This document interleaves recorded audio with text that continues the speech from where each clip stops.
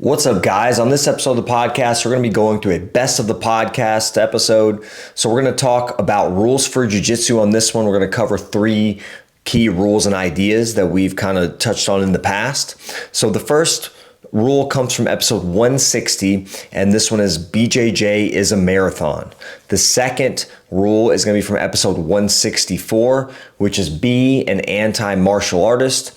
And the third is going to be from episode 166, and that's going to be grips first. Big thanks to our sponsor for helping make the podcast happen, Athletic. ATHLETHC, as the name implies, it is a THC mint that's sort of like microdosed. I've seen it called like the daily microdose, where you take it, you're not going to be buzzed out of your brain and be slobbering around and whatever else. It's just to help get you into a particular state that could be useful for certain activities. So for instance, they have one mint called Flow, and the whole idea about Flow is it's formulated to help you get into a more flow state. Sometimes I'll take it during rolling sessions where, especially if I'm playing with something new and I just want to like play. I don't really want to win the roll, so to speak. I don't want to try to get any, I just want to like see where it goes. I find it helpful. It helps me get into a more relaxed state. I don't feel any grogginess from it. Like years ago, I took, I ate some special brownies and I felt incredibly groggy the next day. And I remember when I was taking the athletic mints, I was like, I don't want to, I'm really apprehensive about taking stuff because like, I don't want it to mess up my flow. Right. It didn't. Very easy to take. And again, no grogginess or nothing. If you guys want to check out any of their products, because they have several different mint formulations, all of them have a very low dose of THC, and they have other cannabinoids along with them. You can check them out at Athletic, ATHLETHC.com. The promo code is Chewjitsu10 for 10% off the order. Also, thanks to our sponsor, Epic Roll, for being a longtime sponsor of the podcast. They make a lot of great jiu-jitsu gear. I get a lot of my stuff made through them, both from my jiu-jitsu brand, but also the gym that I have, like our gis and rash guards and stuff. I get their stuff. Great quality stuff, good customer service. They take care of you if you need something. If something goes wrong, they've got everything from t-shirts and rash guards and shorts. And I mean, everything and anything jiu-jitsu related, they make it. They're one of the manufacturers that PGF uses, the professional grappling uses that to help make their stuff for some of the teams. I don't know if they still are, but they were last season. But again, if you guys want to check them out and just browse through their website, see if you find anything you like, go to their website at epicrollbjj.com, EPICROLLBJJ.com. And when you get there, checkout code is Chewjitsu20 for 20% off the order. Also, thanks to our sponsor, Charlotte's Web. They are one of the OGs in the CBD space, the cannabinoid space. And again, they have a really well-tested, well-produced product. Again, CBD is one of those weird things where it's an unregulated market, right? So the FDA doesn't have it locked down like they do a lot of other things. And so they've done studies before where the CBD market is all over the place, where, you think you're getting this, but you're really getting this, or you think you're getting X amount, but really you're not getting that much. You're getting less than that. And so they're one of the good guys in the CBD space, where they're making a lot of good products. Everything's third-party tested, so you can ensure the quality of it is there. And then also, you know what you're putting in your body. On top of that, they have a lot of other different products, things like CBN products, which are great for trying to help you get more sleep. And again, as we get older, that's kind of an important thing. It's one of our main tools for recovery. Is that everybody wants to pop TRT and everything else, and that's perfectly fine. Of course, do what you want to do, but getting your sleep habits into check is really useful, and CBN products can be really helpful to that. They also make some functional mushroom products as well, balms and rubs, anything and everything, just tons of stuff. Take a look at their website, charlottesweb.com. The promo code is Chewjitsu30 for 30% off the order at checkout. Also, if you guys want to support the podcast directly, you can check us out at patreon.com/the Jiu-Jitsu podcast. When you go to the website, you can look at what we have to offer. There's a bunch of perks. And again, it's a very inexpensive price. And so again, when you join up, you get a ton of perks for, it's super cheap. We're practically giving the damn thing away. You spend more at like McDonald's or Starbucks or whatever place you go to, in one visit, and you're done. And so again, if you guys want to check it out, go to patreon.com/the Jiu-Jitsu podcast. We give you guys a bunch of extra content and exclusive stuff. And on top of that, you get to support the podcast that you're listening to, and we appreciate it. Last but not least, guys, if you want to get my daily email, the Chew Crew email, check it out at chewjitsu.net/join. When you join up to the Chewjitsu email, you will get my daily email, as I said, almost daily. And then on top of that, I will send you an ebook that goes through 12 different strategies on improving jiu-jitsu faster through focused rolling. And the ebook can give you some different strategies. There's also a video in case you don't want to read, if you just want to listen to me tell you. There's an ebook and a video that goes with it. but it'll give you over 12 different strategies on how to improve with focus. It's one of the most important things. And if you're an older grappler, you have limited time. And I just say this because I know our demographics. We got older people. If you're an older grappler, you have limited time training. And so you can't screw around with like, I'm just going to show up and hey, I'm here. That's fine early on. But again, as soon as you start to actually have a little bit of skill under your belt, you want to start giving it some focus and start directing it.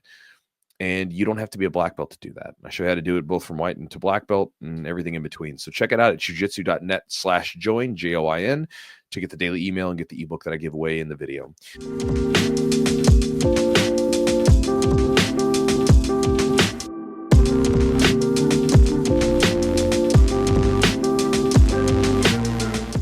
Essentially, these will be sort of rules for jiu-jitsu or rules for BJJ, or, grappling maxims, if you will. I like the word maxim. Maxims. Yeah. So basically some ideas to chew on that are pretty much always present. And for me, a lot of these that I've written down are ones that are obviously pretty much constant in jiu-jitsu, but they also have some carryover value off the mats as well. And so we're going to start off with the first one. And again, this one's really important, but the rule is that BJJ is a marathon. Right? Very simple. It's a very simple idea. And we know what that means, but in the podcast, they will talk about what that means and also talk about some strategies and some things like that you can use to deal with the marathon stuff that, again, I've been grappling for 20 plus years at this point. At the time of recording, I've been grappling for over 20 years, right? Because I started in early 2001 and been going in wrestling and been doing jiu-jitsu ever since. So again, you got to do some different things to kind of keep going. What do you think your life? I know we're gonna get a little off topic here, but what do you think your life would be like if you didn't do jiu-jitsu or grapple? It wouldn't be good. I don't think that I didn't, like, with the people that I met through jiu-jitsu. Yeah. If I had not met those people, my life would have been not so good. It wouldn't have been terrible, but I think I probably would have stayed and lived in a not so good neighborhood. I don't think I would have done as well for myself financially, and I think I would have been fairly miserable. Yeah, because you had a job before you started jiu-jitsu. You had this I had jobs. I had like a desk job. Kinda. Yeah, but even then, it's like I would have just, what I would have done, who knows? Because it's like it's so hard to. I'm just curious. I became an adult as I started wrestling. Yeah, you know what I mean. So it's like I started wrestling when I was getting into my early teens, and then became an adult with jiu-jitsu. It's so hard to understand where I would have gone. Right. But I don't think it would have been all that great. Yeah. Anyway, I was just curious, like what were some people's lives been like without jiu-jitsu? It's kind of interesting. And you kind of see that in some ways before people start jiu-jitsu. Many are like, the popular quote is jiu-jitsu saved my life. And I mean, I guess there's some truth. And for some people, it's very true. I think it gets used a lot, but for some people, it's a little cliche. It is, but I think for some people, we've had some examples in the gym. Yeah. I think definitely some truth there. But jiu-jitsu didn't save anyone. People use jiu-jitsu to save themselves. Right. So it's not like sometimes people will come up to me and say, Chewy, you're the reason I signed up for jiu-jitsu. I get that a lot. Right. Because people will see the videos and they'll come in like, hey, Chewy, I watched your videos and I started training. You're the reason I'm here today, or the reason why I'm training. And I'm like, no, I'm not. Like, you're here because you did it. All I did was maybe give you a little bit of a nudge forward. Right. And so if you come into jiu-jitsu and if it changes who you are, well, then you are ripe to be changed. You just hadn't found the right thing yet. Yeah. Right. I mean, it's just as simple as that. Like, I mean, for me, you have to, for any seed to take root, the soil has to be fertile.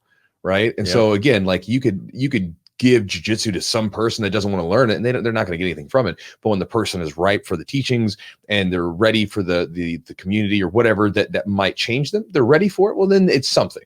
There's something there. But if that person's not ready, it doesn't matter. Right. It's kind of like what we're going to get into that too. Like, what's your vision? Like, what are you seeking for jiu-jitsu? Like, what do you want to accomplish in jiu-jitsu? And some people don't even know, but it's something worth getting into. So let's jump into it. So jiu-jitsu is a marathon. So when I say that, we all know what that means, but basically a lot of times the other cliche thing is that it's true, but a black belt is a white belt that never quit. Now let's get rid of the arbitrary idea of a black belt. Let's just talk about someone who's really good. Let's just say it that way. Everyone that was really good at jiu-jitsu sucked at first, right? Yes. That's one of the quotes. It says, to be good at anything, you first have to, I think it's a Goethe quote, but I think it's like to be good at anything, you have to be okay with, being bad at it first. They'll say like, before you can be the expert or be the whatever it is, you have to first be okay with being the fool. Right. Yeah. You got to be okay with that. That's just the way it is. Right. And when you get into jiu-jitsu, you're going to suck at first, just like everyone else. And it's going to be very difficult at first, just like everything else. But you have to keep going. You have to continue on. And perseverance is the name of the game. Yeah. If you can persevere, you can be good at this stuff. That's really the thing that determines it. Talent, especially in jiu-jitsu, I've seen it as a coach so many times where, and even as a competitor and a person just on the mats as a student, you see people that come in with like really great innate talent when they first start. And a lot of times those people aren't the ones that stick around, right? Because what happens a lot of times, it looks like, is like these people come in with a lot of talent and they initially have this, like, they kind of go forward. Mm-hmm. So let's say you got two grapplers, grappler A, grappler B. Grappler A comes in, has a lot of talent. Grappler B doesn't. Grappler A comes in, beating the crap out of grappler B, feels pretty good. Grappler B starts to train hard, and then maybe grappler B beats grappler A. And all of a sudden, then it's like now they have to actually learn how to work hard. Yeah. And sometimes the talent doesn't work hard. It's like another quote, just throwing them out there. What is it? It's hard work beats talent when talent refuses to work hard. Mm-hmm. Right. And it's the truth. Like, you can be okay. You can be all right. And you'll be eventually very good if you can just continue to grind and work. But again, and if you're talented and you have hard work ethic, that's the magic right there. That's where you have like world beaters on your hands. Yeah. I think when you are talented and you're committed, I think the learning curve is less. I mean, you catch on a lot quicker. Your body first. Yeah, it's less at first, and I think sometimes it's an easier way to almost get addicted to jiu-jitsu because you're not the nail for as long. You almost you can kind of develop your skills, your techniques a little more quickly. And I think you learn, because some people get really discouraged early on. It can be, but the problem is that if that person who's talented does not learn how to grind later on, because it's going to happen. Like, no matter how talented you are in the beginning, you're probably going to start running into people who are going to just like be able to beat the brakes off. Yeah. You're going to have to learn how to deal with that. And so it can be a good thing. Yeah. I think adversity can also be a bad thing. Yeah, for sure. It's how you respond to it. Mm-hmm. Yeah. Okay. But, to get through this, so here's some ideas and again, I'm not telling you if you train, I'm not telling you anything you don't know already. So like, just sort of stating that out there. We're talking about getting good at jiu-jitsu. It's going to take a long time. Perseverance is needed above all else. So let's talk about some things that you can do to persevere through jiu-jitsu and essentially take place in the marathon that is jiu-jitsu rather than it being a sprint.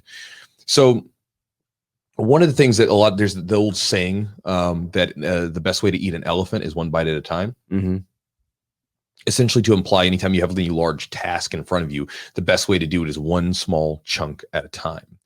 But I was thinking about this, when you think about that idea, right? Like when you bite something, when you eat something, there's taste associated with it. There's flavor there. You might be enjoying the nourishment coming from the food or the sweetness that's there. There's something there for you every time you bite into something and eat it, right? But when it comes to things like long-term tedious things at times, or long-term things that have no real end in sight, it's very difficult to continue forward because, again, there a lot of times isn't a pat on the back every time you do something. There's no, it's another day of training, another day of work, another, session, whatever it is. Mm-hmm. It's always this way. And this is kind of getting off into, off the mat stuff. But one of the things, for instance, that I do, and I'll tie this in just a second for you guys, is whenever I'm dealing with like a long-term work project that I have or anything that I'm doing, and then we'll talk about the jiu-jitsu, how this pertains, is because I have so much stuff on my plate and because I probably have like a touch of ADD, I do a lot of different things to try to manage it. So one thing is I work in like 33-minute blocks. There's a copywriter years ago named Eugene Schwartz, and I don't know how he came to the 33 mark because that's what he said he would work in. But I like it. So I was like 33 minutes, 33 seconds. And so I work in blocks there, and then I take a break. How long a break? 5 minutes. Okay. Just a few. What do you do? What's like a break? Who knows? I might get up and just get out I might even take 10 minutes for a walk.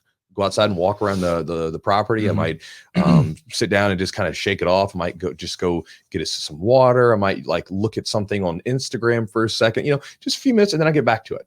And then I time myself. I take the timer and set the timer ready to go. Okay. Right. And these little blocks of time give me essentially a bite. Right. I've got a bite now. right? So instead of what defines a bite, how long is it's 33 minutes. That's my bite. And every time I get that work done, there's some satisfaction associated with like grinding it out for that little chunk of time and then boom, doing the work. Good. I have to-do lists with very short-term goals, and they get longer, but a lot of times little things I can check off throughout the day. I'm getting that satisfaction of knocking that off the list. And so those things like short-term goals and to-do lists and using a timer and things like this, they give me bites associated essentially. And so jiu-jitsu, you want to give yourself the same thing. You want to give yourself some bites because again, it's a big thing.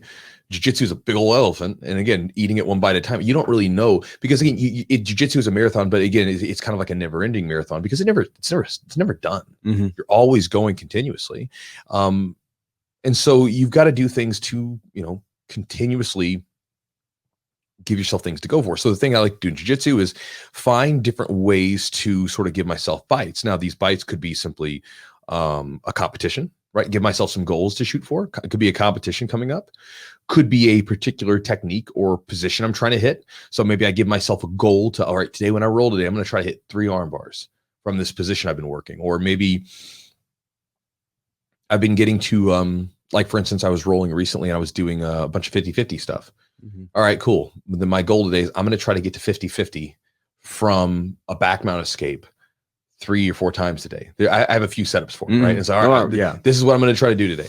And so you do these things, you have these goals, and when you leave, you're like, okay, you took a little bite today because you did something intentionally.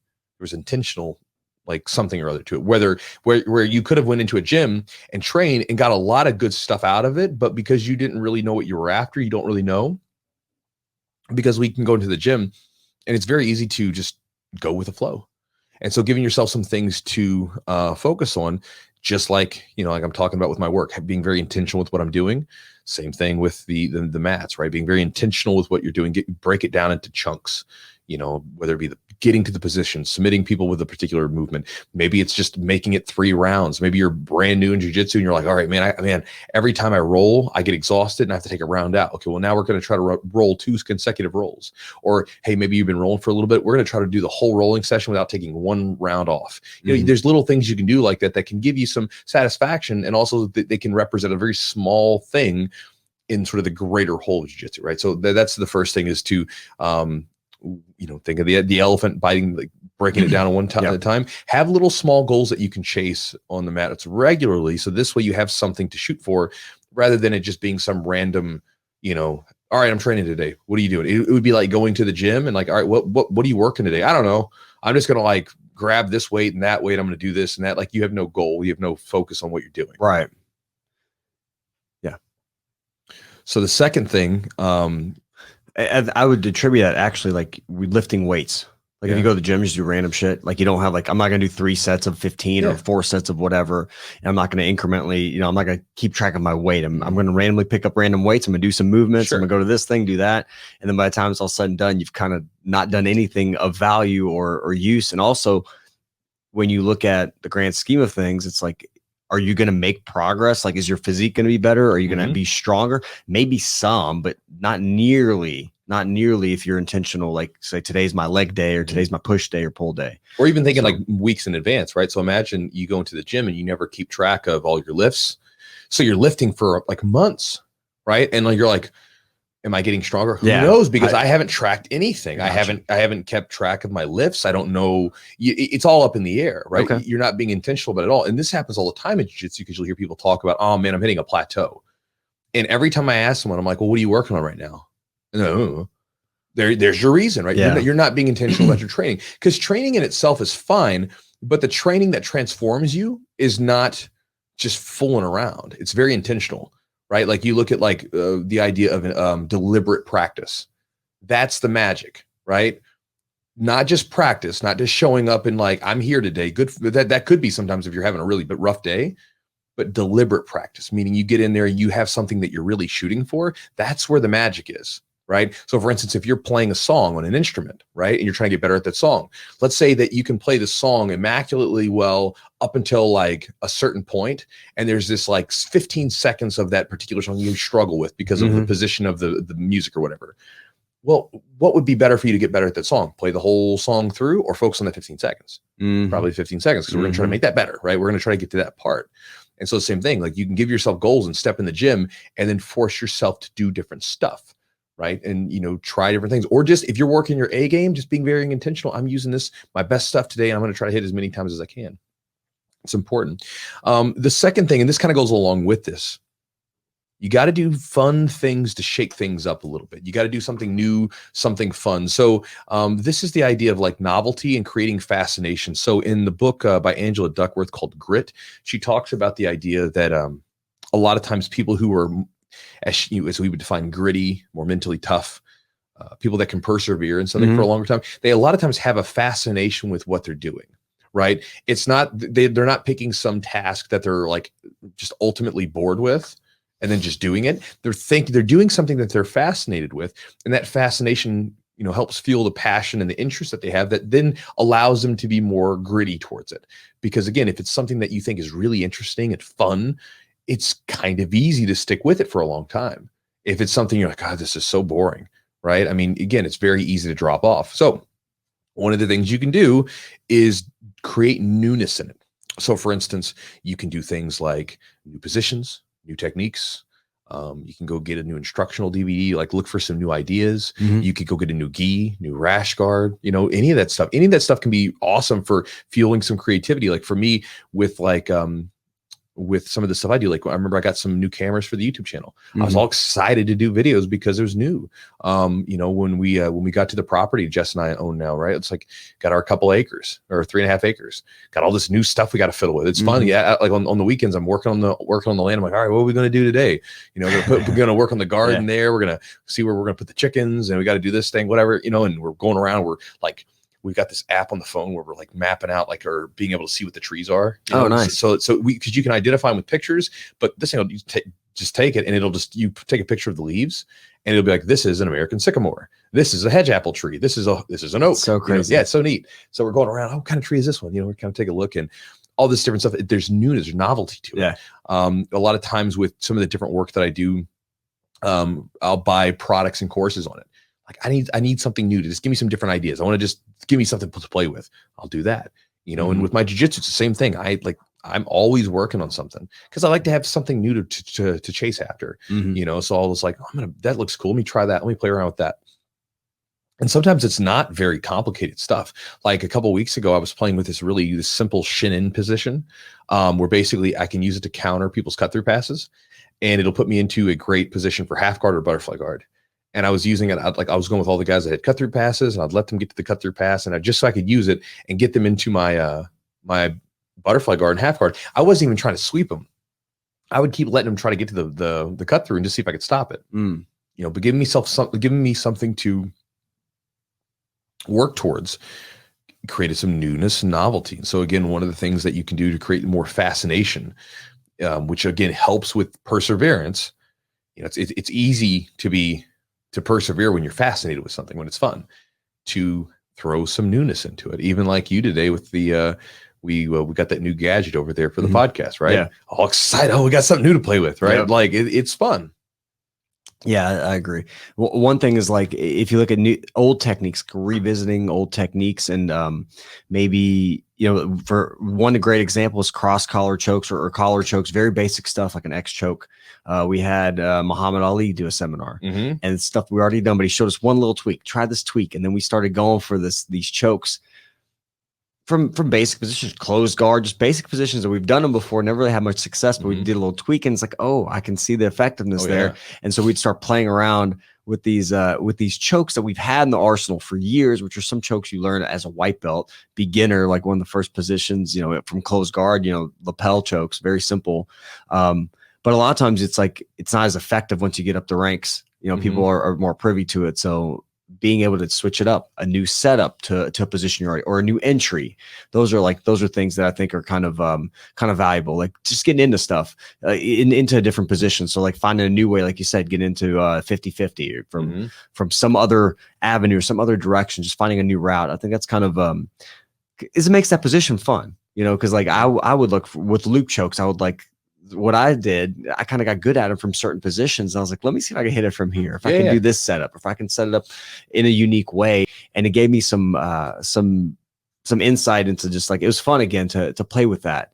And also catch people off guard. You kind of renew a position. Yeah, because now you're having to chase the same thing, but in a more difficult, challenging way. Sure. And just anything. Like, I mean, I think like I've been going through leg locks. You know, I don't get a ton of work with leg locks. I only do no-gi, very rarely, but just to my schedule. But when I get to, I've been playing around with that. I've been playing around with with leg locks a little bit, just entries and defense and getting myself in positions. Just because it's another layer to the game. It's something you have to know anyways, but it's just makes it fun. It makes because I'm so gi heavy, I'm so used to grips. It's like, well, all right, what can I do? How can I attack differently? I did, and sometimes you'll get it from other people putting it on you. Like Justin Court, when we first came back from not training for a while, he was hitting me with like guillotines and head and arm stuff, and I was like, and it lit a fire under me because I was getting worked by it, and I was like, so now it's one of my things I'm working a lot, especially in no-gi. I use it a lot for attacks and passing. So, and that made me excited. Sure. Something new to kind of just dive into. Yeah. So find stuff that's new that creates novelty in the game and everything else. And that's the idea. Because it'll help create that sort of fascination that helps kind of keep you going. Yeah. The second one that we're going to do today is to be an anti-martial artist. Now, some of you guys who might pride yourself on being a martial artist, this might make you really irritated or cringe, or some of you that have done other martial arts and you're now dabbling into this, you might be like, hey, Chewy, wait a second. Just follow me here for a second, okay? So me and my student the other day, one of my brown belts, we were talking about blood sport, and we were talking about the UFC. So we were talking about how, like, back in the day, Bloodsport was like my favorite movie growing up. And then when the UFC came out, it was the thing. It was every martial artist's mouth-watering dream to see which style was the best, because everybody back then, even then, back way back, I mean, you saw this as back in some of the old Bruce Lee movies where they'd have like Enter the Dragon and stuff, right? They're going to fight each other. But there was always this question of which one's the best. Always. It was always there, because there wasn't a lot of intermingling between the styles, right? You would do your martial art and you did your martial arts. Someone else would do their martial arts. But I remember we always were curious. And then UFC came out, and we got to see like which ones worked. Granted, there was a bit of cherry picking with who they pick sometimes. You still got a good idea of like, well, how does this stuff work? I remember, just to kind of like see how much this sort of weaved itself into the martial arts culture back then. I remember as a young kid, I was a yellow belt. I had done my little form and broken a piece of balsa wood. For you young people that may not know what balsa wood is, it's like they have these little planes, and it's the lightest wood ever, and you can literally like breathe on it wrong and it breaks. Like basically, broke the board. Good for me. If you guys have listened to the podcast, you may know the story. Basically, I didn't even train to break the board. They just it was that day, and they put the board in front of me, and I could either palm strike it, chop it, or kick it or something. And I chose a palm strike. I was super nervous because I'd never practiced it. I even asked them, I was like, do I need to practice this first? And they're just like, I feel like it was almost like we're on a carnival ride. Like, come on, kid, let's get this thing moving. This is for entertainment purposes only. Right. It's like, so then I barely hit it. Cracks. Here you go. Good job. Clap. Okay, good. Move next. And even as a kid, I kind of had some questions about that. I was like, it was a little too simple. But so even back then, when I was a yellow belt in Taekwondo, me and some of my buddies, we used to fight in the backyard, and we would watch Bloodsport, and we would do what most young boys do. We would watch stuff and we would mimic it. Right. I mean, I don't know if anybody watched pro wrestling, at some point you jumped off your couch like it was the turnbuckle into your poor buddy that was loaded up with like the couch cushions on the ground, and you gave him the flying elbow, right? Everybody Absolutely. Did it. And so we would go out in the backyard and we would just fight each other, beat the crap out of each other. But I remember one of my buddies did karate, and we would say, let's see who the best is. Let's see which style is the best. Granted, neither one of us are a good representation of that style. So one did he did karate. I did taekwondo. He did karate. And so we would go, and I mean, our skills were awful, terrible. my ability to kick past my hip was not there. I mean, like I would just like, they used to laugh at me. They're like, how do you do Taekwondo? You can't even kick, And that's like kind of, you're like, you remind me, I'm just thinking of like Hulk Hogan when he was older, like doing like that leg drop or whatever he does. He barely lift his leg up. I mean, I've always had kind of tight muscles. Yeah. I've always been tight and kind of rigid. It's not something that developed just later. So it was even at the kid level, right? Now, when I'm saying about this martial artist thing, here's what I'm getting at. When you look at, say, MMA as an example, it's taking it's changed and a lot of iterations have happened. And, when these people are in these fights and stuff like this, you watch as people hang on to a style or something like that, and then they get left behind because people are constantly evolving, constantly changing, and they're constantly bringing in new weapons, adjusting different ones and everything else. And it's constantly in evolution. It's a young sport still. So it's evolving a lot. Jiu-Jitsu is the same way. If I look at jiu-jitsu now compared to what it was when I first started, there's some similarities there for sure, but the level is way different. First off, I think the level is much higher now. I can tell you right now. I agree. If one of my blue belts was to roll with me when I first got my blue belt, they would beat the brakes off me. I might give them a little bit of a fight, but they are much more technical. They know what they're doing. They have a much better grasp of their game because they have a better system coming up. And then if you look at the way that it's being used, it's very different. And a lot of martial arts have had their influences on jiu-jitsu, what we consider jiu-jitsu now, because the best jiu-jitsu practitioners, in my opinion, they're technique mercenaries, right? They don't care if they're supposed to do it this way or that way or whatever way, or if this is part of their martial art or whatever. They're just going out and grabbing stuff and seeing if it works. Yep. I mean, you can see this even back in like some of the Gracies, like Hickson Gracie was, he was known to go train with wrestlers and stuff like that and learn stuff from the late Holes Gracie. He was supposed to have been very interested in other types of like grappling arts and things like that to learn from him, like wrestling and everything else, when wrestling wasn't really that big of a deal. This is back in, I guess, like what, the 80s or whatever. Mm-hmm. And when we look today, we see things like lots of leg locks. We see different types of throws being used. We see different types of takedowns, and we see these other influences coming in. And this is one of the things where you have to maintain that beginner's mind, right? That I don't like, and by beginner's mind, I just mean that you don't know everything. Because in the beginning, it's easy to be that way. But then we get locked in at a certain point if we're not careful. Once we get a little bit of skill and proficiency under us, because it's not fun to go back to being the beginner again, right? Mm-hmm. Like, so for instance, we saw this a lot with leg locks. We saw a lot of high-level black belts that were competing, some that weren't, and they were vehemently against leg locks. They were like, oh, they're dangerous, or this, they're that, whatever. Obviously, we know they're not that bad. Like, it's just like any other martial art or any technique. Mm-hmm. But you see that now where some of these guys got left behind because they chose not to adapt, because that was not part of their style. Right. That was not a part of their martial art that they did. And when I use this idea of anti-martial art, what I'm getting at is when I think of like the martial arts back in the day, and like what I think of when I think this sort of quintessential martial art, I think of this person who's practicing their style, their martial art, their thing. And then they become kind of closed off to what else is out there.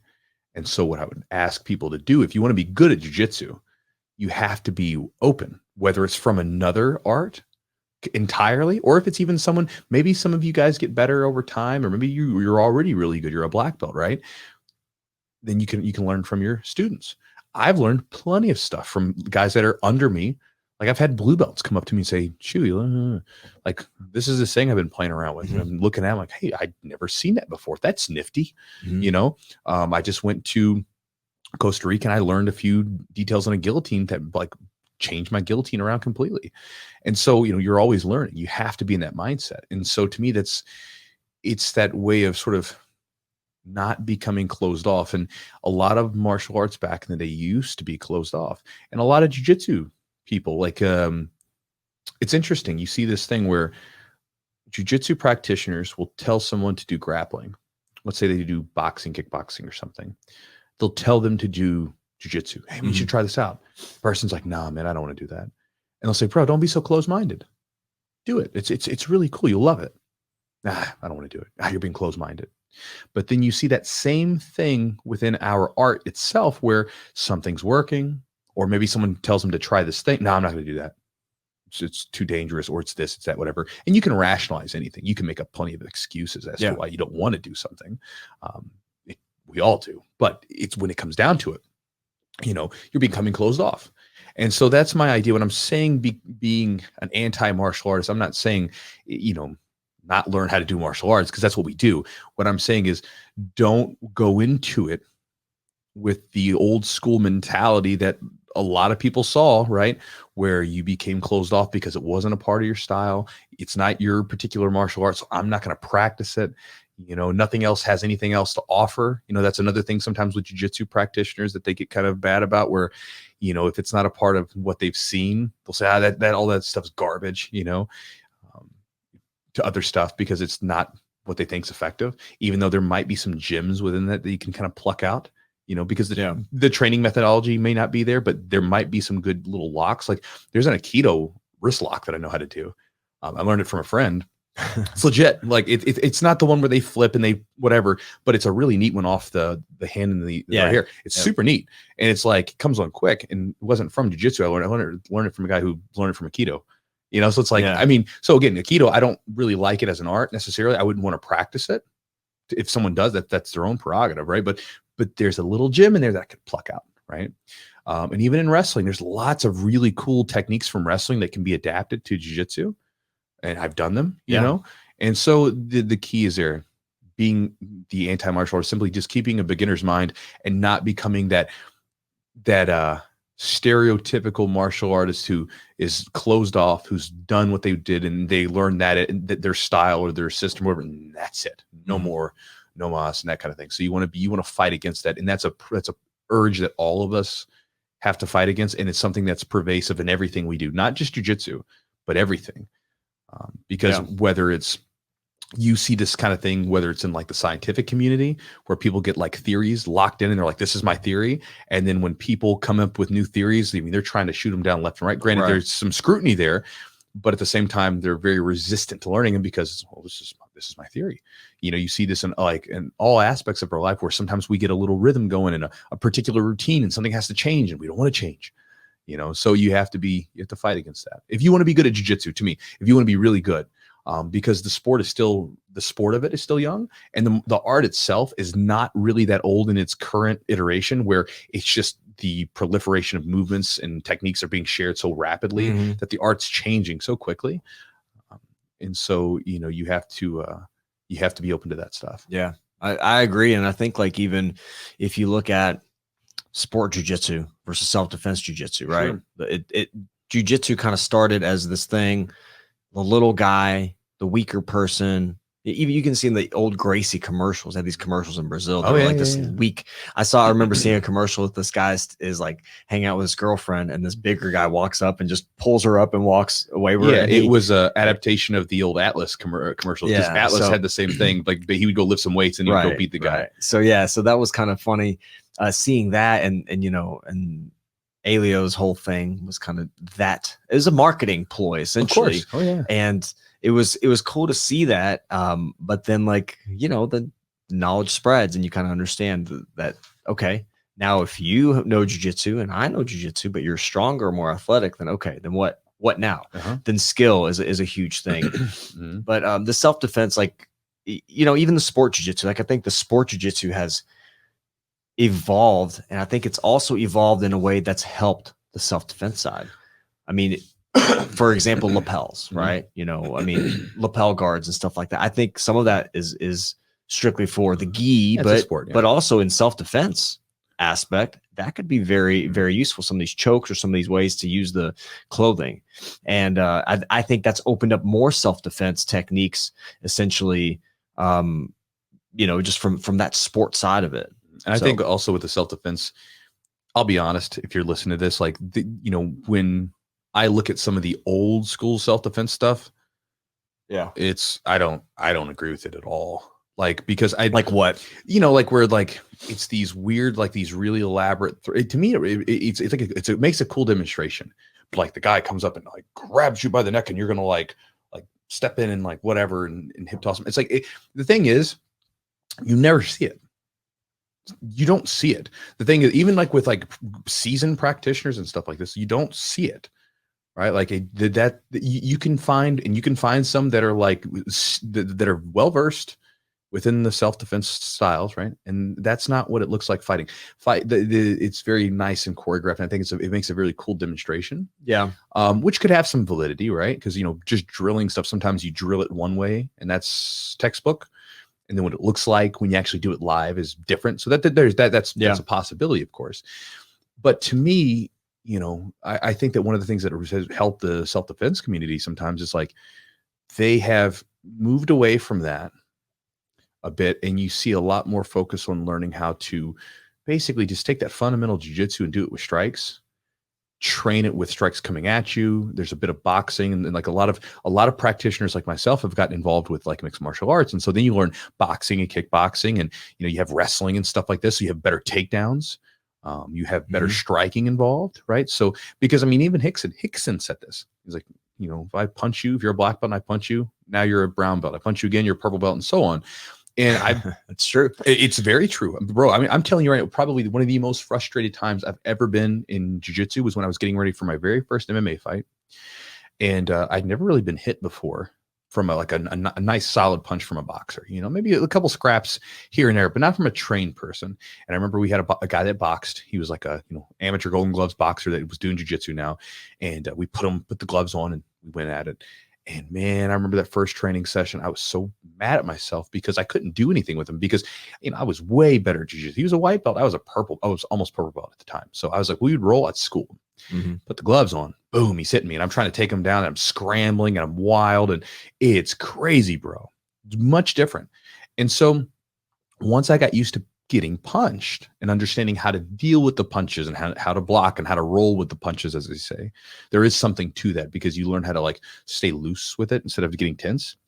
And when I learned how to do that, it's like, oh, this isn't so bad. Like I've even had guys come into the gym who like just as almost like it's a hat trick. Put the gloves on them. All right, man, try to hit me. You're in my guard now. Try to hit me. And they can't hit me because I'm able to block and everything else. Now, the blocking stuff, that was not like pure self-defense, whatever. It was learning how to take the basic fundamental jiu-jitsu that I had and adapt it to strikes and things like that. And I think that's important. So I think that a lot of those arts that have carried over in that sports side of jiu-jitsu, which has a lot more intensity, and a lot of times, not always, because obviously there's plenty of butt scooters, but typically you learn some takedowns doing it, which I think is good for a fight situation, and the intensity that it brings, which again, for anybody that's ever been on a fight outside of the gym, it's an intense situation. Yes, you're not going to do sports style jiu-jitsu necessarily, but you are going to feel that same intensity, and being comfortable with that intensity is a great transferable skill towards, or ability rather, an attribute to being in a fight. I know that even from high school wrestling, where all you're doing is like wrestling and whatever else, and not knowing, slamming someone on the ground works pretty well. And once you're used to rolling with people and having someone grab you, that you don't know, it's a really useful ability. Should you ever find yourself in a fight situation? Yeah, I think it makes there's more variables. It's a little more chaotic. There's a lot more going on. You have someone you don't know. Yeah, you have a lot more distractions, people around. It's more nerve-wracking. There's a different energy in the air. There's like an intensity, heart rate's going through the roof. Yeah, being able to control and kind of stay calm, or even get to a state where you're calm, or just to be comfortable not being calm. Yeah. Right, because sometimes you're not gonna be calm. Sometimes you just got to be like, all right, this is what it is. Well, and even urgency, like there's urgency in a tournament or a match. If there's a time limit, obviously you're like, okay, so I'm down on points. If it's a points-based thing, you got to get urgent. So say you get knocked down in a street fight, you're on the ground, you got to get up, or you got to scramble, or you got to make something happen. You can replicate that. It replicates that in the safest way possible, I think, without it being like an MMA fight or something of that nature. And, it's also about sometimes having to wing it. Sometimes you've got to improvise, because when you go to a competition, sometimes the person doesn't engage the way that you want them to. Now you got to figure other things out. You got to start just trying different things out. You've got to improvise. A lot of times, and that's a useful ability, because I think it was Hickson that was, or not Hickson, but Hinzo was talking about being in a street fight. He was like talking about that jiu-jitsu, while maybe sometimes they didn't practice certain scenarios, because you can't possibly account for every variable that's going to be on the street, right? But your body awareness that you have, if anybody's trained for long enough, I mean, you know where you are in space. Yeah. You'll know if you're getting close to another group. You know everything that's going on. You just get this sixth sense about everything that's going on. You know where that person's hands are, the whole deal. And then you also kind of know what's going on around you. Because again, like when we're rolling, we're in tight spaces. And so we have to be aware of where we are around other people. And so you have to be aware of who else is around you, that kind of thing. And so there's a lot of useful transferable things from jiu-jitsu that on the surface don't seem like they're that useful. But then when you think about how they could be, it could interact in a fight or something like that. It's super useful. But again, a lot of the self-defense stuff that I see now is really effective. And I think it's because they've taken other stuff from other places and incorporated it with the self-defense to make something that I think is better, right? Even like the way that they train, like making sure that people get hit a little bit, when they're doing their self-defense stuff, you need to get popped a little bit. Mm-hmm. Otherwise you're kidding yourself. You have no clue what it would be like to be in a fight. It makes you feel good. It's like someone going to like the gym and they put the sticker on their car that they got a gym membership, but then they don't go. It's like, great, you got a sticker. It's like, you know what I mean? Like, you're not doing anything. It's like you could learn self-defense techniques and it might make you feel good that you know how to do something. But then again,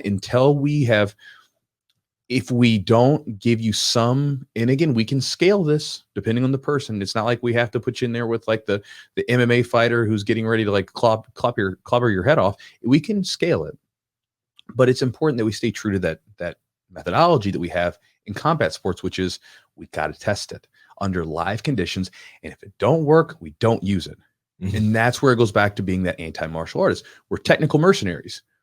We try things out, and if it works, we keep it. If it doesn't, we chuck it. Right. Because we're not worried about, oh man, I got all this cool stuff. Great. What are you going to do with it? What we're worried about is, does it work? Mm-hmm. And a lot of times in jiu-jitsu, for instance, I mean, you'll learn stuff that you don't use that's effective for other people because that's a body type thing. But as we're in this crowded space online where everybody's trying to get some attention, there's a lot of crap out there. Because it's just like, you see people doing things because it looks cool. I'm like, let me see someone do it live against against a really skilled opponent of similar skill. And then you'll never see it. Like, because if I see it, I'll sign me up. Right now, there's some moves that are pretty funky that you'll see. Like, for instance, I have that weird back take. It's really simple, but it looks flashy just because there's a roll involved. Right. But there's a lot of stuff out there. You're like, that's not going to work. And if it does, then I'll eat my words. But a lot of times it's like you see it and it's like it gets some likes on the internet or whatever. It's cool. Yeah. It's a flashy move, but it's not, you're not going to use it. And so I think that's when it goes back to, you don't want to be that way. You want to be, okay, look, I'm trying to zero in. And that, to me, going back to it, that goes back to like old school martial arts where you had all these cool forms and all this cool flashy stuff. And then when the fight happens, goes out the window because it may have been good technical moves, but it wasn't trained with the right methodology. Right. You can see this even in different forms of karate, where there's some types of karate that train their karate under like they're basically fighting. Or like if you look at different forms of karate, like they're basically doing kickboxing, like point karate or something, where they're point karate, or there's striking, or there's basically like and I'm gonna butcher the name, but like Kyokushin karate, right? Yeah. When they do, I mean, they're fighting, bro. I mean, they're beating. I've trained with a guy before who does like they're just getting you're getting hit all over your body. Yep. You can't punch to the face, but you get kicked to the face. And I mean, which sucks. They kick, which I mean, some of those guys can kick incredibly well, right? But you're getting beat up to your body. And whap. Now that's to me effective because they're trying it under like conditions to where they're testing themselves out, opposed to. We did these forms forever and we never actually tried it against a resisting opponent. So who knows if it would actually work? You gotta test it out. And that's, I think, super, super important. And you also can't restrict people, say, well, you can't do that. Like, because, in jiu-jitsu, we have some boundaries on that. You can't punch me or something. Yeah. But if some guy comes in and does like a wrestling move on you and takes your back, you can't say, oh, you can't do that. That's not part of our, oh, he did it. What are you going to do? Right. You got to figure it out. Yeah. Well, I saw, I taught class this morning. I saw this move for side control escape. And I watched the video and I was like, the partner on top was very loose. Yeah. So I tried to do it and I couldn't do it. Uh-huh. And then one of the people in class like modified like the positioning of the lapel and like how he wrapped around the leg. And and it like worked in a way. And we're like, wait a second. Cause so it was like, okay, so you can even take some of these moves that maybe are a little kind of not going to work, but if you can build off of them or try to make some modifications, you know, I think that there's some value there. I mean, you don't always want to, I think you play with stuff, and we get movements all the time.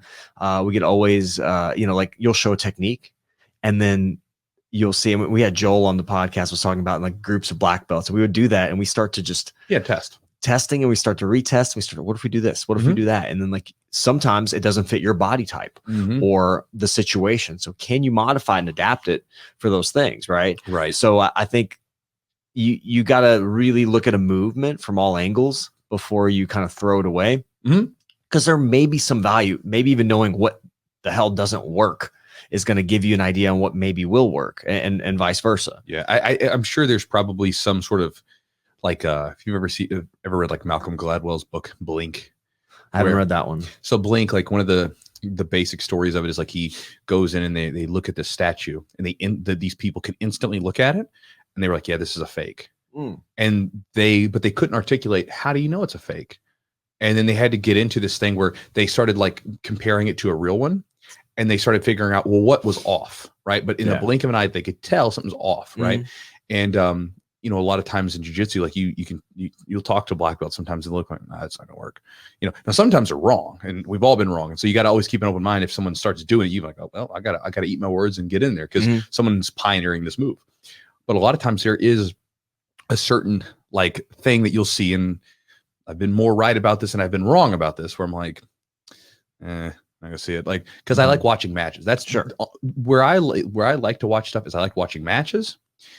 And then if I find someone that has an instructional, I like watching their instructional and seeing if I can find them use it in the match or in a roll. Either one of those is fine. You know what I mean? Because that tells me something. That's okay. That's useful, right? That's something that they're really using. And even if you watch matches, you see a certain level of repetitiveness to the techniques being used. You know, in a fight situation, going back to like fighting jiu-jitsu, right? Fighting jiu-jitsu is very simplistic for the most part. There's some, you know, exceptions, but whether on the street, if it's used, or if it's in an MMA fight situation, you start to see that it gets used a very particular way. Yes. Over and over again, right? It's very, well, there it is. Like it's that same stuff over and over and over again. And so that kind of like, that's a great place to look at stuff to just, it's the test. It's the litmus test. You can always try to pioneer something new and test things out. And that's what you should always try to do, because it's always evolving. But again, it's one of those things where you got to be careful where you put your eggs and what eggs you put. What am I trying to say here? The eggs you put in a particular basket. How much effort, time you put into, you know, or belief in something as well. I mean, because you always have to test stuff out, because that's part of keeping the beginner mind. Always test it out. Well, but you got to be, you have to be smart about what you put, where we are today with like the internet and stuff like that, where it is today. You have to be intelligent about where you put your attention sometimes, and know the source, because sometimes you can be led astray thinking, oh, this stuff's going to be awesome. And you're like, then, you know, you're down the road, you're like, it's still not working. Well, look at us as white belts, myself as a white belt. One of the most valuable things that I did was compete. And I'm not saying you have to be a competitor, but one of the most valuable things when I was trying to establish a game in jiu-jitsu was, is my jiu-jitsu any good, and does it work at all against someone that knows jiu-jitsu? And so the way I knew that, and the way I found out what to work on, because I had to work on a lot of shit, and every white belt, you know, everyone has a lot to work on, but like when you're a white belt, there's just so much that you don't know. And it gave me some ideas on like, maybe if you tighten this up a little or work on this area of your game, that could open up and help other aspects of your game. So for me, competing was a way that I could test myself and see if my jiu-jitsu was any good. And it also gave me direction, gave me some motivation. You know, like, all right, I'm on the right track. I'm doing good. I'm figuring it out. So I think as a younger belt, if you're trying to figure out, you know, is your jiu-jitsu good? Is the gym you train at decent? You know, you may be having certain training partners that you do well against, but there's definitely a difference when you know your training partners and you know their games, right? And versus someone you don't know and you're just giving them your best techniques to see, can they stop them? Because then again, your techniques may be good, but your training partner may know what they are and they'll know how to, you know, combat those techniques. So I think competition, personally for me as a white belt was really helpful and still is. Yeah. And so, to wrap this up, guys, the big idea that I'm trying to get you to take away today is just, again, because, again, there's all different levels, and you could be hearing this as a black belt, and maybe there's something that you notice that you're kind of resistant towards. And you're like, man, I shouldn't be, just like the guys with the leg locks. Maybe there's some part of there's a part of your jiu-jitsu where maybe you need to give it a little love, focus on it. Be open to what comes, and don't be restricted to just what you're doing.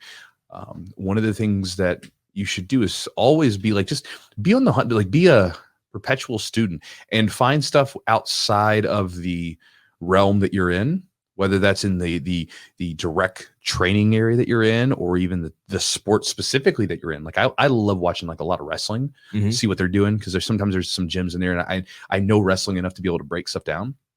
I'm like, maybe I can try that in jiu-jitsu. But break stuff down, because again, when you do that, then you give yourself a wider range to make new connections from. You have a deeper, sort of wider expanse of information to choose from. That's not just restricted to what you're doing. And it's very, very useful. And it's something that's always been useful to me. And when I get to the idea of being an anti-martial artist, it's like, again, going to the karate guy, hey, do some jiu-jitsu. I'm not doing that. They should, obviously. I think if they want to be complete, all well-rounded. Now, if they just want to do karate, it's fine.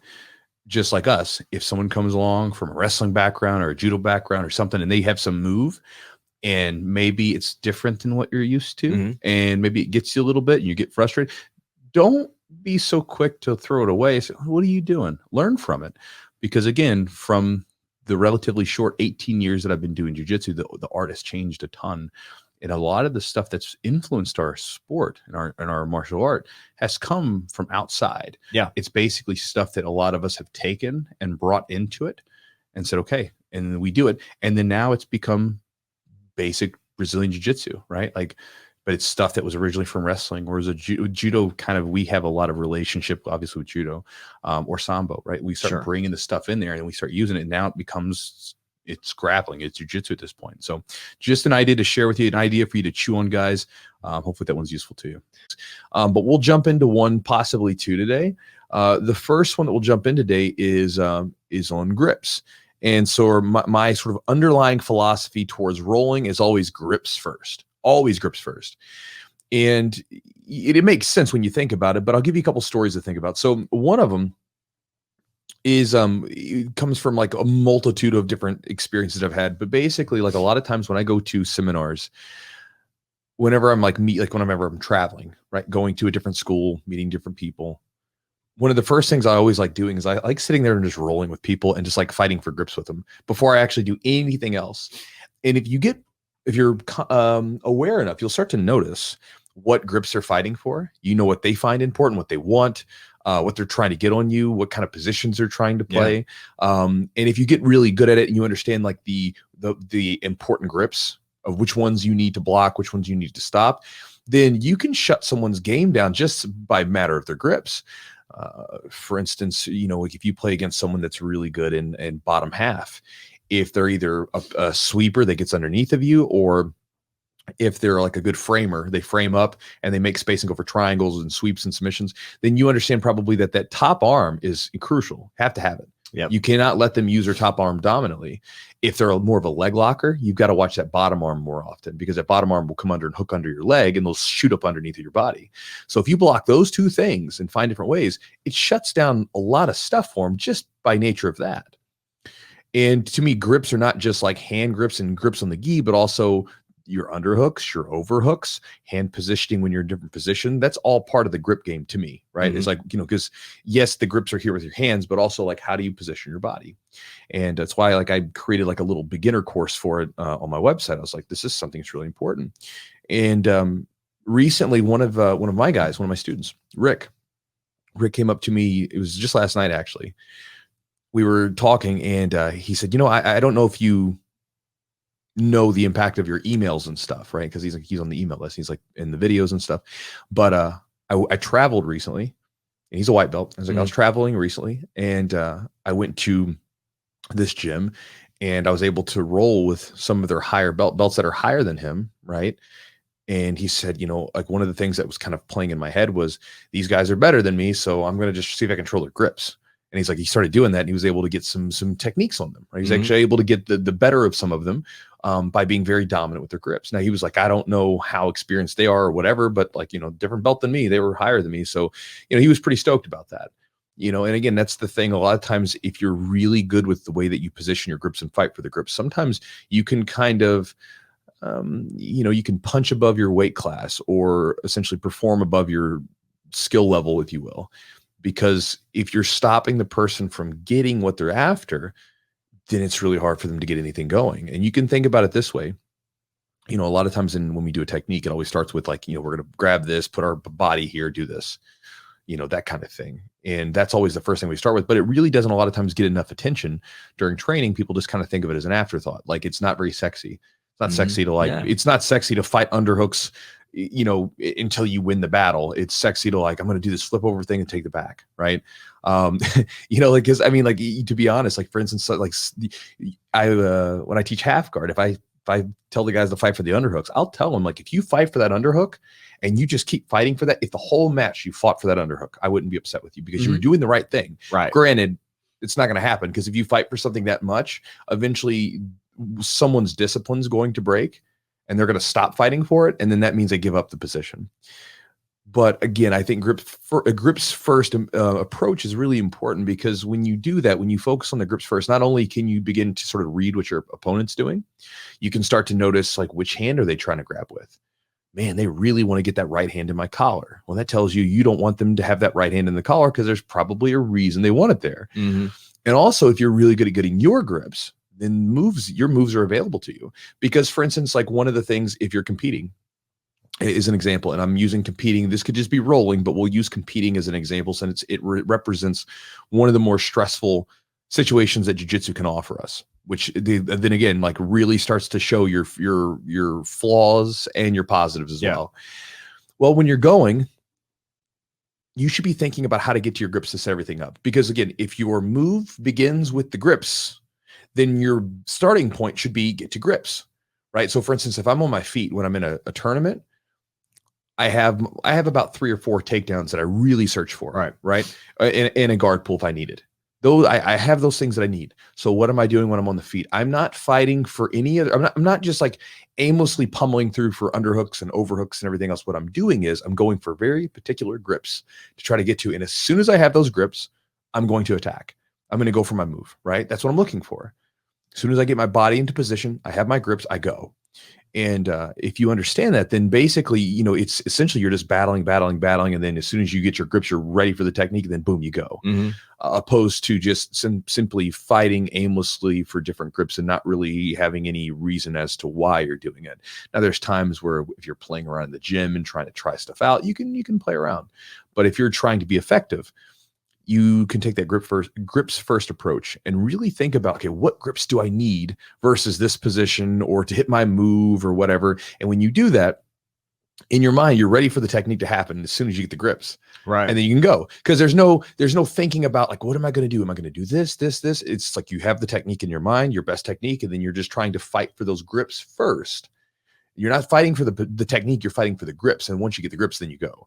And I think that for me always, it makes it a lot easier when I'm grappling, because if I know, like if I basically zero in on a specific technique, and then I go backwards and zero into the smallest component of it, which is the grips, then it becomes much easier to hit those techniques. Because, when you think about like, I need to pass someone's guard, that can be a tall order. Where if it's like, I just need to get my hands on their knees like this and this hand on the hip, and then that's not as a big of a deal. But that's what starts the guard pass off. And so, that's typically what I'm looking for when I'm setting things up. And I think it's a really useful approach and something that made a big difference in my game. So when I started fighting for grips, it came about really after we had a Japanese student named Mash. His name is Mashashi Takahashi. But we call it Mosh. I feel like you're mispronouncing it. I probably am, but no, but it's Mashashi Takahashi. I'm probably saying it wrong. I'm probably saying it wrong, or probably saying like a slack-jawed Kentuckian, right? Yeah. Mashashi Takahashi. But it's true. It's right. But the thing is I remember he came into the gym and he was a purple belt in jiu-jitsu and a black belt in judo. Right. And I remember him doing like, battles, like doing judo classes, because I asked him to do some judo, and like we would get in these battles for grip fighting. And I really enjoyed that. I was like, man, this is neat. And around this time, I'm also a black belt, and I'm struggling the black belt division. Right? I'm struggling because it's like I'm just am. I remember doing all this grip fighting and really getting obsessed with it. I thought it was just it is such a weird thing to get obsessed with. Right. Most people get obsessed with like really cool stuff. I'm getting obsessed with like breaking grips off my gi and fighting for hand control and stuff like on another level. And I remember doing that for like 6-8 months and then going to competitions in like 2012. And all of a sudden, I'm just knocking. I went against a judo black belt and a jiu-jitsu black belt, judo black belt, and like was taking him down left and right, getting grips on him. Because again, I was fighting for the grips. Yeah. And I've even had judo guys come and train with me. You're like, man, did you do judo? I was like, no. I was like, I did a little bit, but mainly just fighting for it. And so it's a really useful thing that made a big difference in my game, especially even at black belt, because at black belt, like guys are honed in, they're fighting for very specific things. So you got to be really good at stopping them from getting the grips. And then you got to be really good at asserting your grips. Right. And the sooner you can do that, the earlier, the better. And so I think it's a really good approach to keep in mind when you're training, when you're rolling, when you're trying to be the most effective you can be, both understanding what grips do you need and what grips do they need? Be able to read your opponents so you can stop their grips, understanding which hand, like be mindful of their hand positioning and what they keep trying to do. Because a lot of times if you break a grip off and they keep trying to go for it, usually it's a good sign that that's what they want. And you need to fight like hell to dominate that grip. And likewise, being able to then put yourself in the position where you get your grips and you're ready to go for your technique that you want. One thing that I think you do, and I always complain about your grips. They're annoying. Because you get your grips, you get to take the match where you want to. The thing you do is, I don't want to say it's almost like a fake grip. You do one grip to elicit a reaction, and then you get your grip. So, and this isn't necessarily a fake grip, but you will use one hand to open up the lapel and to get a deeper grip in, versus, just going for the grip, and then they fight it off because they anticipate, the initial movement. So I think that's one thing that I've learned from you in your grip fighting was like, to go for something that's maybe not necessarily what you want, but elicit the reaction. And then once you get the grip you want, then go from there. And also you develop a timing. Like when you said you were working your grips, your timing was like, boom, boom. It was like quick. It was like not, oh, I've got my grip. What do I do now? It was like, I've got my grip. I'm going. So it basically you're ahead. It's just like, movements. It's just like any position. Like if you're ahead in the position, you've got the, maybe underhooks or what have you, you're going to take it where you want to take it. They're just going to be defending. So it's kind of like, they're playing defense. You're forcing some defense out of them. So I think that's one of the things that's been helpful for me. Just the kind of like the fake grip almost. Fake grip. No, it's good. There's a couple different feints that I'll use, and it's kind of like feints in boxing. It's like fighting. Well, and that's the idea from it. Like, because in boxing, a lot of times, like what you can do as boxing is you can move a punch into a certain place to elicit a reaction, which then gets the person to block or move a certain way, which then allows you to hit in the way that you originally want it to be. In boxing, a lot of times, like one of my favorite combos in boxing was a 1-2 punch, and then not even really going for it, and I would roll under into a left hook. I used to love that punch because I was like the 1-2. I didn't even really want them. I just wanted their guard to come in more straight, so this way I could go around for the hook on the outside. And with in jiu-jitsu, I've done the clap before. I've done the clap before, and then they'll like go to, it's like their hands pop up, and then you go for the grip, or going for the grip I don't really want. So again, like I'll grab a lapel or whatever, and naturally people's hands go to defend what's coming at them, and then going through. But even going back to the punching thing, when I go for grips, when I'm really fighting for them, I don't sort of just casually reach out. I'm like punching. I'm literally like punching and grabbing the collar or grabbing the grip that I want. A wrestling thing, that wrestlers would do to me all the time. And I started doing back is like the palm to the head, the forehead. And I'll do it just to distract. Sometimes it's useful to maybe keep distance, use the hand just to kind of distract and keep a little distance possibly. But more than anything, when it's used against me, it's to get my hands up or distract me up there. Here's something. If you tap the person's head, they naturally close their eyes.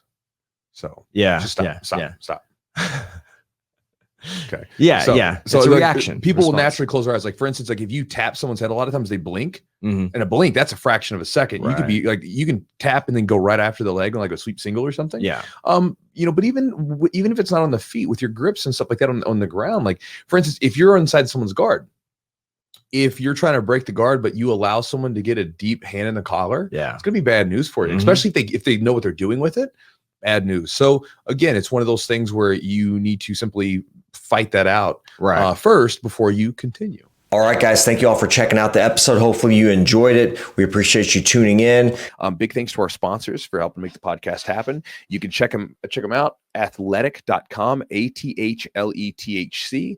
As the name implies, they make THC microdosed mints. So it's a very low dose of THC along with other cannabinoids to help you get different states to improve functions like getting into flow state or getting a good workout in or resting and recovering. And so they've got a lot of cool products there. You can check them out and get 10% off your order if you go to their website at athletic, ATHLETHC.com. And the promo code is Chewjitsu10 for 10% off the order. Also, thanks to our buddies over at Epic Roll. Epic Roll is a jiu-jitsu brand company made by jiu-jitsu practitioners, right? It's people like us that are training, doing the damn thing, out there competing sometimes, living the lifestyle, and then also, selling cool gear. And so if you guys want to check them out, go to epicrollbjj.com. And the promo code to save 20% is Chewjitsu20 for 20% off the order. Also, if you guys want to check out our longtime sponsor, Charlotte's Web, and get some of their CBD, CBN products, or even some of their functional mushroom products like lion's mane and reishi to assist with a number of different functions, go to their website at charlottesweb.com. And they have a huge discount, 30% off. So you go use the promo code Chewjitsu30 for 30% off the order on whatever you buy.